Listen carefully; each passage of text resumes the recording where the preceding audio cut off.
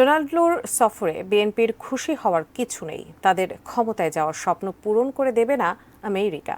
রাজধানীতে শান্তির সমাবেশে এমন মন্তব্য করেছেন আওয়ামী লীগ নেতারা। এ সময় সরকার নয়, বরং বিএনপিকে ভারতের দালাল বলে আখ্যা দেন তারা।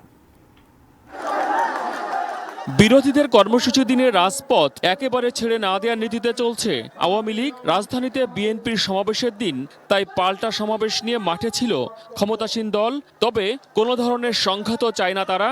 বিএনপি যখন নয়াপল্টনে কর্মসূচি পালন করছে, তখন রাজধানীর আরেক প্রান্ত মোহাম্মদপুরে আওয়ামী লীগের এই শান্তি সমাবেশ। এই বাংলাদেশ শেখ হাসিনার বাংলাদেশ।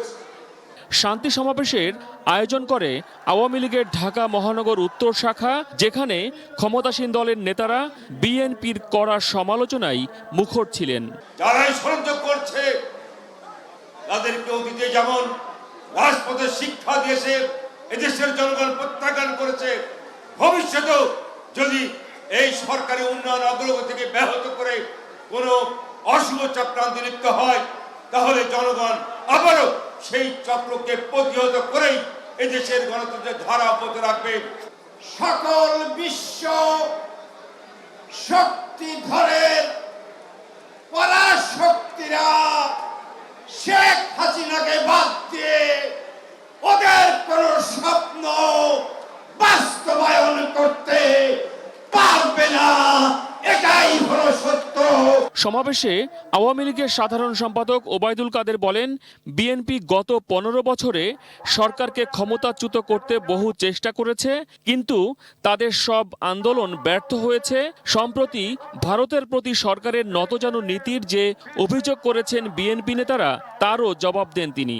নরেন্দ্র মোদী ভারতের যখন প্রধানমন্ত্রী নির্বাচিত, সকালে বন্ধের দিন ভারতীয় দূতাবাসে বিএনপি নেতারা ফুল আর মিষ্টি নিয়ে হাজির হয়েছিল। দালাল কারা? দালাল কারা? খালেদা জিয়া ভারতে গিয়ে গঙ্গার পানি কথা ভুলে গিয়েছে। চলতি মাসে ঢাকা সফরে আসবেন মার্কিন সহকারী পররাষ্ট্রমন্ত্রী ডোনাল্ড লু।